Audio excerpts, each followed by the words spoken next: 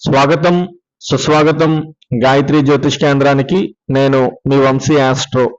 శ్రీ వాల్మీకి విరచిత శ్రీమద్ రామాయణం అయోధ్యాకాండము 72వ సర్గ.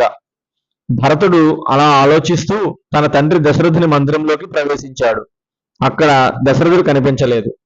వెంటనే తన తల్లి కైక మందిరమునకు వెళ్ళాడు. కొడుకును చూడగానే కైక మనస్సు సంతోషంతో నిండిపోయింది. కొడుకుకు ఎదురు వెళ్ళింది. భరతుడు తల్లి కైక పాదములకు నమస్కరించాడు. కైక భరతుడిని లేవదీసి నుదుటిన ముద్దు పెట్టుకొని తన ప్రక్కన కూర్చోబెట్టుకుంది. నాయనా భరత, నీ ప్రయాణము బాగా సాగిందా?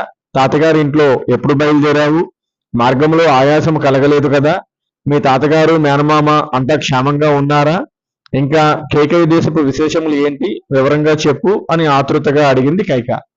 భరతుడు తల్లి అడిగిన ప్రశ్నలకు అన్నింటికీ సమాధానాలు చెప్పాడు. అమ్మా, నేను తాతగారి ఇంటి నుండి బయలుదేరి 7 దినములు అయింది.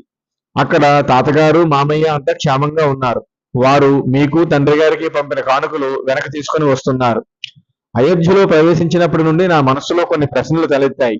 వాటికి సమాధానాలు చెబుతావా అమ్మా అని అడిగాడు భరతుడు. కైక మాట్లాడలేదు, మౌనంగా ఉంది. భరతుడు ఇలా అడిగాడు. అమ్మా, నాన్నగారు ప్రతిరోజు పడుకునే బంగారు శయ్య మీద నాన్నగారు లేరు. కారణమేమి?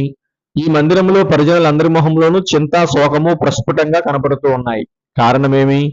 దశరథ మహారాజు గారు ఎక్కడ సమయము నీ అంతఃపురంలోనే గడుపుతారు కదా, మరి ఇప్పుడు ఆయన నీ అంతఃపురంలో కనిపించడం లేదు. ఎందుకని?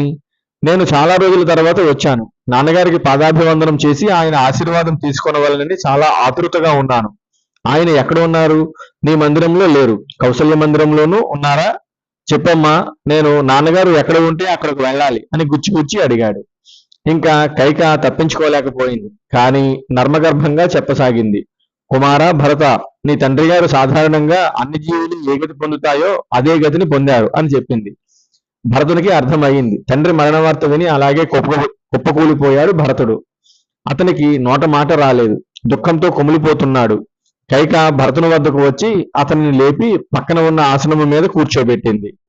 భరత, అదేమిటి అలా పడిపోయావు? నీ వంటి రాకుమారులు, కాబోయే మహారాజులు ఇలా దిగులు చెందవచ్చునా? నీ శోకమును మాను అని ఓరడించింది కైక. కానీ భరతునికి శోకము ఆగలేదు. పెద్దగా ఏడుస్తున్నాడు. అమ్మా, వశిష్ఠులు వారు శీఘ్రముగా రమ్మన్నారు అంటే రామునికి పట్టాభిషేకమునకు సుముహూర్తము నిశ్చయించినారేమో అనుకున్నాను. కానీ ఇంతటి దుర్వార్త వినాల్సి వస్తుంది అనుకోలేదు. ఇంత హఠాత్తుగా తండ్రి గారు చనిపోవటకు కారణమేమి? ఏమైనా వ్యాధి సోకిందా? తండ్రి గారి అవసాన కాలంలో దగ్గర ఉండి ఆయన అంత్యక్రియలు జరిపించిన రాముడు ధన్యుడు. ఆ భాగ్యమునకు నేను నోచుకోలేదు. నేను వచ్చాను అని తెలియగానే నాకు ఎదురు వచ్చి నా శరీరము అంతా నిమిరి నా శిరమును ఆఘ్రాణించు తండ్రి గారు కనపడినప్పుడే అనుకున్నాను ఇలాంటిది ఏదో జరిగి ఉంటుందని. నా తండ్రి గారి చేతి స్పర్శ అనుభవించు భాగ్యము ఈ జన్మకు లేదు కదా. అమ్మా, తండ్రి గారి తరువాత తండ్రి అంతటి వాడు రాముడు. ఆయన నాకు అన్నగారే కాదు, తల్లి, తండ్రి, గురువు, దైవము. రామునికి నా రాక గురించి తెలపండి. నా తండ్రికి బదులు నా అన్నగారి పాదాలు పట్టుకొని ఆశీర్వాదం తీసుకుంటాను. రాముడు నన్ను ఆశీర్వదిస్తే నా తండ్రి ఆశీర్వదించినట్టే. తండ్రి గారి మరణ సమయంలో నేను దగ్గర లేను కదా. నాతో చెప్పమని ఏమైనా చెప్పారా అమ్మా? చెప్పమ్మా, నా తండ్రి గారి మాటలు యథాతథంగా చెప్పమ్మా అని కైకను ప్రార్థించాడు భరతుడు. కైక జరిగింది చెప్పసాగింది. కుమార, నీ తండ్రి దశరథ మహారాజు తన ఆఖరి గడియలలో హా రామ, హా లక్ష్మణ, హా సీత అని వారిని తలుచుకుంటూ ప్రాణాలు వదిలారు. ఇంకా ఇలా అన్నారు. రాముడు సీతతో లక్ష్మణునితో అయోధ్యకు తిరిగి వచ్చినప్పుడు చూచిన వారు ధన్యులు కదా అని అన్నారు. భరతునికి అనుమానం కలిగింది. అమ్మా, రాముడు, లక్ష్మణుడు, సీత ఎక్కడికి వెళ్ళారు? ఎందుకు వెళ్ళారు? ఎప్పుడు వస్తారు అని అడిగాడు భరతుడు. తాను చెప్పబో సంగతులు భరతునికి సంతోషం కలిగిస్తాయి అనే భ్రమలో జరిగినట్టు చెప్పసాగింది కైక. కుమారా భరత, నీ అన్న రాముడు నారచీరలు ధరించి భార్యా సమేతుడై లక్ష్మణుణ్ణి వెంట తీసుకుని అరణ్యములకు వెళ్ళాడు అని చెప్పింది. భరతుడు ఆశ్చర్యపోయాడు. ధర్మము తప్ప మరొకటి తెలియని రాముడు ఏ తప్పు చేశాడని రాజ్యం నుండి వెడలిపోయాడు అని ఆలోచించాడు. తల్లి కైకను ఇలా అడిగాడు. అమ్మా, రాముడు ఏమి తప్పు చేశాడని రాజ్యం నుండి వెడలగొట్టబడ్డాడు? రాముడు బ్రాహ్మణుల సొత్తును దొంగిలించాడా? రాముడు ఎవరినైనా నిరపరాధిగా దండించాడా? లేక రాముడు ఇతర స్త్రీలను, ఇతర భార్యలను కామవాంఛతో కోరుకున్నాడా? లేక ఏమైనా భ్రూణహత్య లాంటిది చేశాడా? రాముడు ఏ అపరాధము చేయకుండా రాజ్యం నుండి ఎందుకు అరణ్యములకు పంపబడ్డాడు అని నిలదీశాడు భరతుడు. ఇంక చెప్పక తప్పదని అసలు విషయాన్ని చెప్పసాగింది కైక. రాకుమార, రాముడు నీవు చెప్పిన ఏ పాపమూ చెయ్యలేదు. నీ తండ్రి దశరథుడు రామునికి పట్టాభిషేకము చేయుటకు ముహూర్తము నిర్ణయించాడు. ఆ విషయము విన్న నేను ఆందోళన పడ్డాను. వెంటనే నీ తండ్రి వద్దకు పోయి నీకు యువరాజ్య పట్టాభిషేకం చేయమని, రాముణ్ణి 14 ఏళ్లు అరణ్యములకు పంపమని కోరాను. నీ తండ్రి నాకు ఇదివరలో ఇచ్చిన వరములు సఫలము చేయుటకు రాముణ్ణి అరణ్యములకు పంపాడు.